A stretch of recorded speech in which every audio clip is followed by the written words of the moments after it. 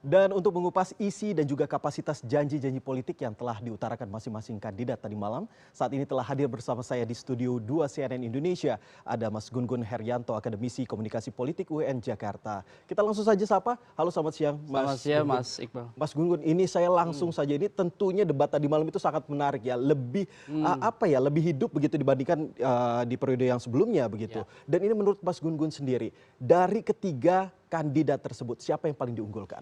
Begini, pertama kita harus mengapresiasi dulu bahwa perdebatan tadi malam jauh lebih baik dibanding 2012 seperti catatan Mas Iqbal. Karena dialektis, kemudian banyak proses yang kemudian mempertajam masing-masing yang sudah tertulis dalam visi, misi dan program yang disampaikan di KPU. Soal siapa yang terbaik tentu ini polemik dan tentu banyak indikatornya. Kalau bicara misalnya penguatan program karena incumbent pasti diuntungkan. Bagaimanapun kekuatan pengalaman dalam mengeksekusi apa yang sudah dilakukan itu menjadi impresif. Kita sama-sama tahu tadi malam defensifnya petahana itu pada sejumlah program yang sudah dieksekusi. Dan ini menjadi hidup sebenarnya dalam konteks narasi. Kenapa? Karena bicara data, angka, kemudian eksekusi, implementasi program itu hidup dalam konteks persepsi.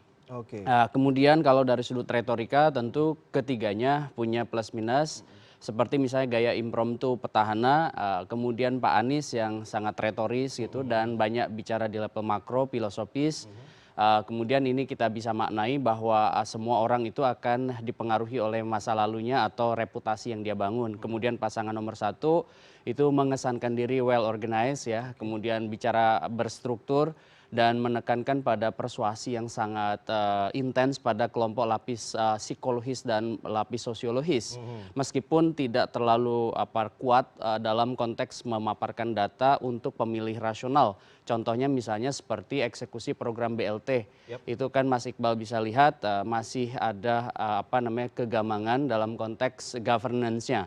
Terus bagaimana misalnya tata kelola itu meyakinkan basis pemilih rasional bahwa BLT itu apakah mau merunut ke sejarah BLT di negara mana nih, apakah misalnya Bolsa Familia seperti di Brazil yang sering dikutip oleh mereka yang konon katanya bisa menurunkan angka tingkat kemiskinan 12-18% antara tahun 2003 sampai 2008 di Brazil. Apakah itu yang dijadikan prototipe ataukah sebenarnya dia punya modifikasi-modifikasi tertentu sehingga kemudian implementasinya bisa real, rasional dengan anggaran APBD yang terbatas di DKI ya 70-an triliun, dan itu pun di tahun pertama anggaran APBD belum bisa dieksekusi oleh siapapun ya yang menjadi gubernur.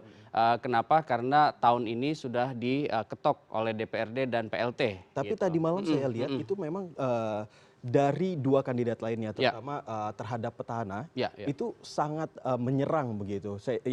Kalau saya lihat begitu, itu karena jadinya untuk yang kandidat nomor 1 maupun nomor 3 jadinya seperti kurang mengeksplor visi dan juga misinya. Menurut Iya memang betul ya, panggung tadi malam kalau kita baca dari perspektif akademik itu namanya dramaturgi, impression manajemennya kuat dan salah satu penguatan dari penantang dimanapun, di negara manapun dalam panggung debat konteksnya apapun atau pilkada pilpres sama, biasanya penantang itu lebih offensif. Jadi dia mencoba untuk menyerang, mencoba untuk mencari antitesis, mencoba untuk kemudian mencari titik lemah dari petahana. Dan tadi malam kita bisa lihat pasangan Agus Silvi dan Anies Sandi itu lebih banyak fokus memberi semacam kritik yang sangat verbal agresif sebenarnya kepada petahana. Tapi kalau kita lihat persentasenya serangan dari pihak Anies Sandi jauh lebih dominan dibanding pihak nomor 1. nomor 1. Tapi ini menurut tadi pertanyaan pertama saya belum terjawab ini. Kalau secara umum, secara general, siapa yang paling diunggulkan ini?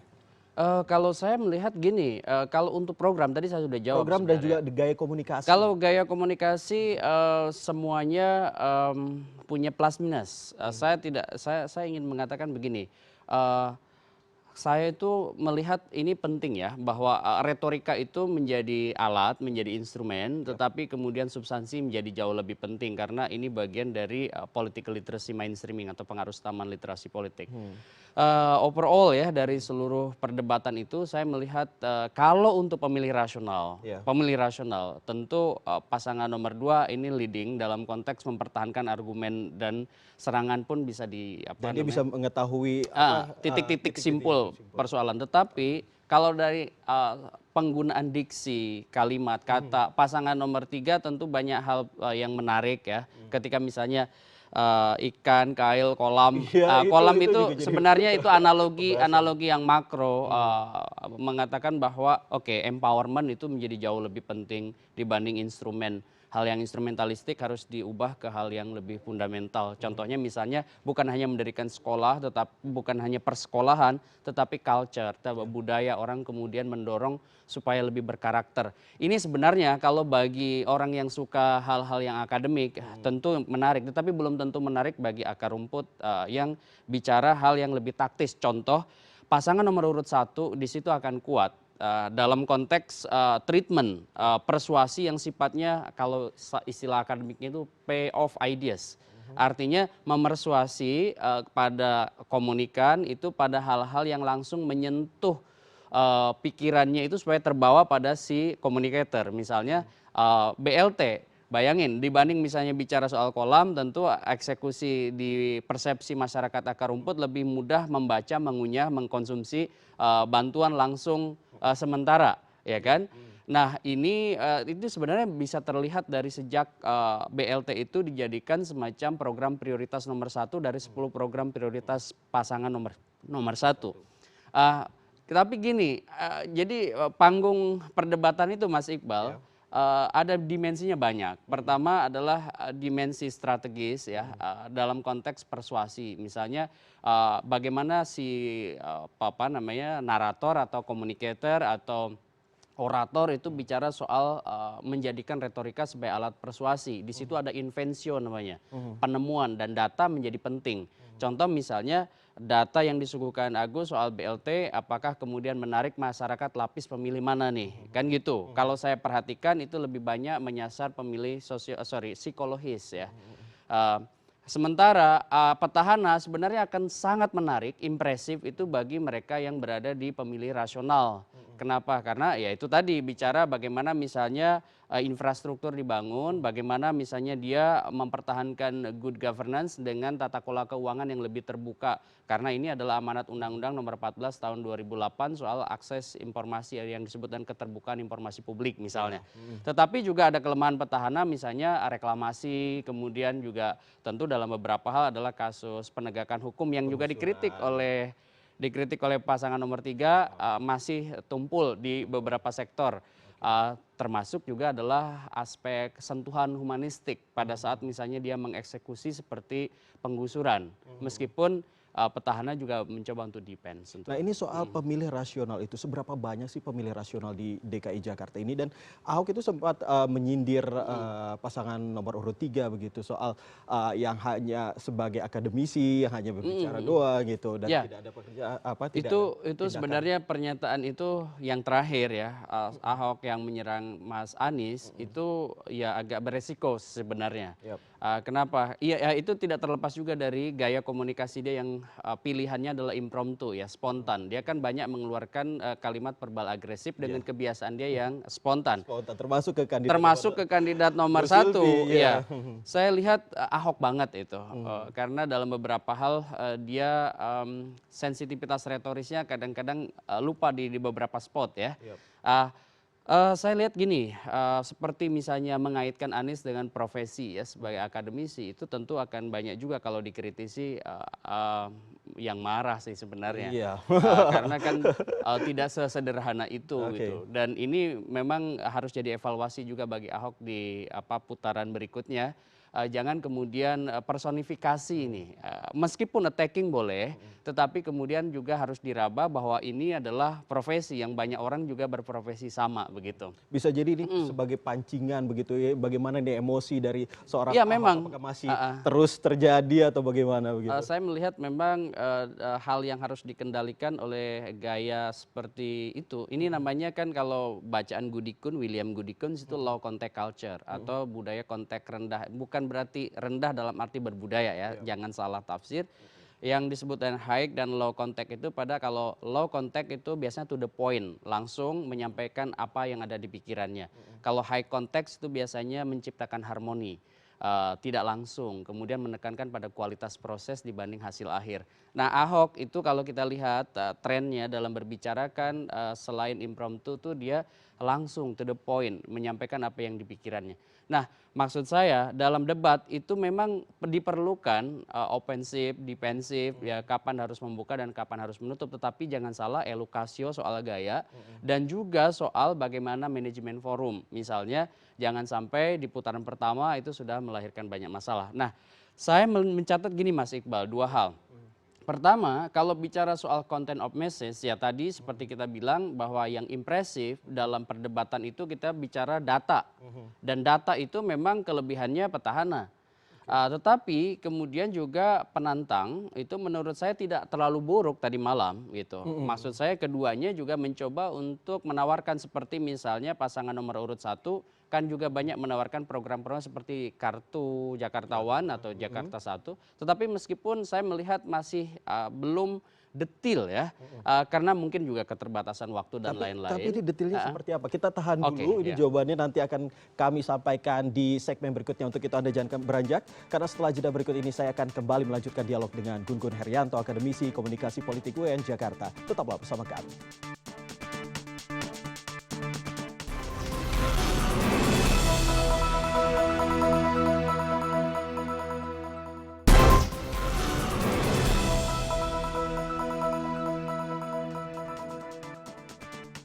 Anda masih bersama kami di CNN Indonesia Live. Kita lanjutkan kembali dialog bersama Gun Gun Haryanto, Akademisi Komunikasi Politik UIN Jakarta. Ini kita lanjutkan kembali. Ini soal gaya, apa ya, bisa dikatakan sebagai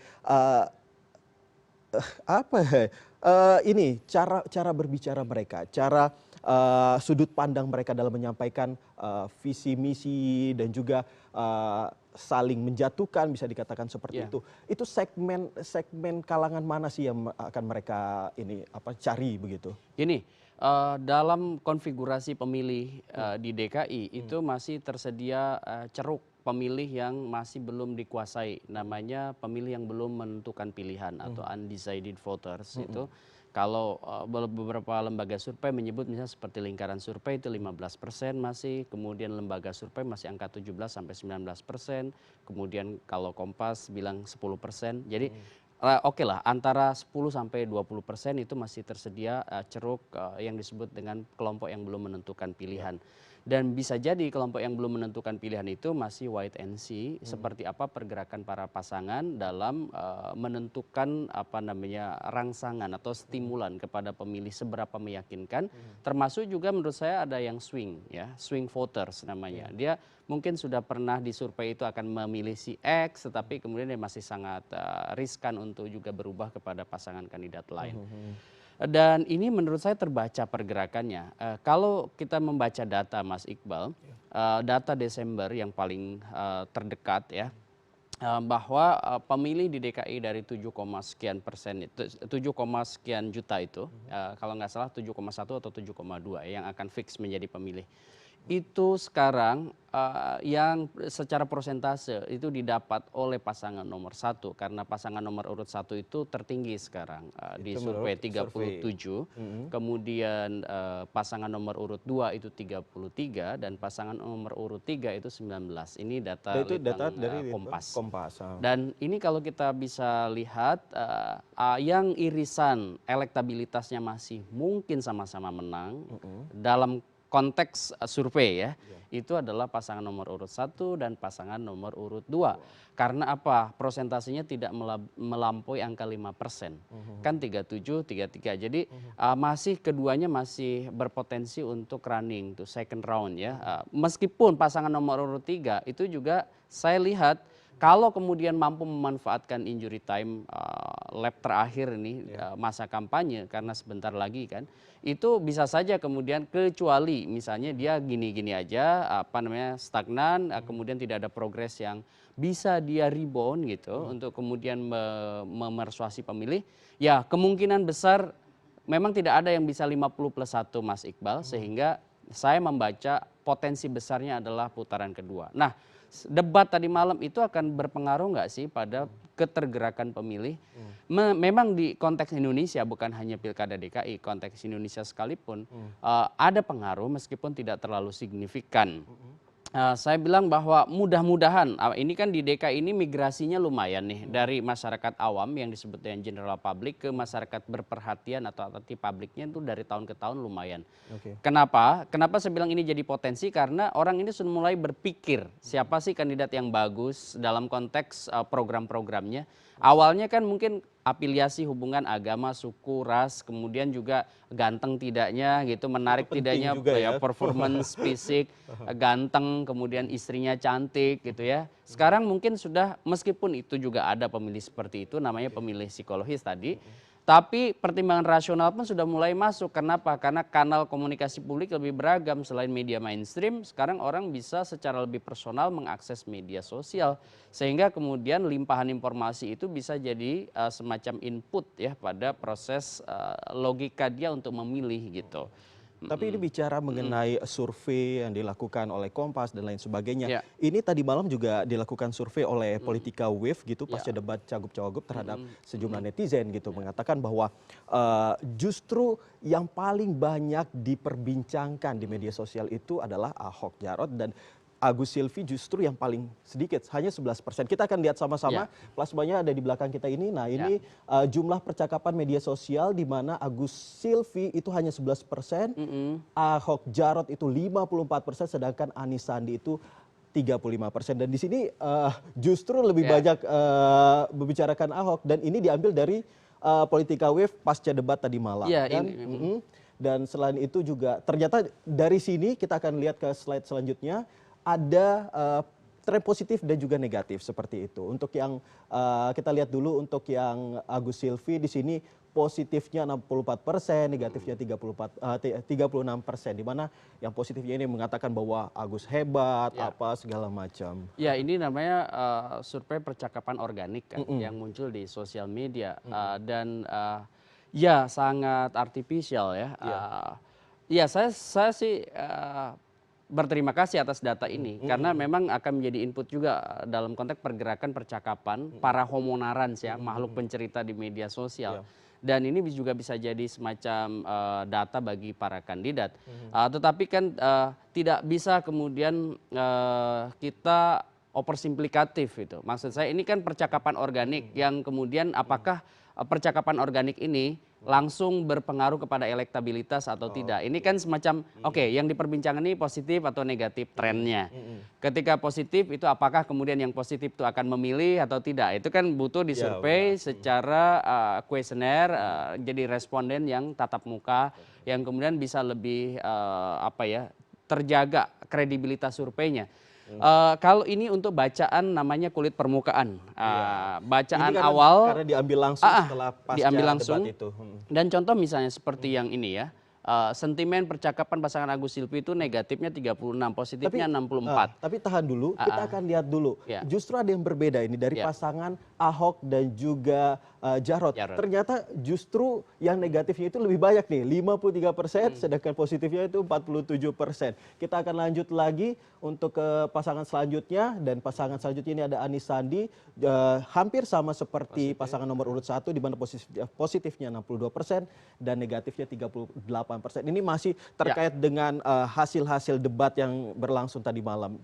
Bagaimana menurut Mas Gun Gun sendiri? Kalau perbincangan dari netizen sih. ini saya tidak terlalu apa namanya, tidak terlalu masalah bagi saya. Tidak berpengaruh dalam elektabilitas mereka nantinya.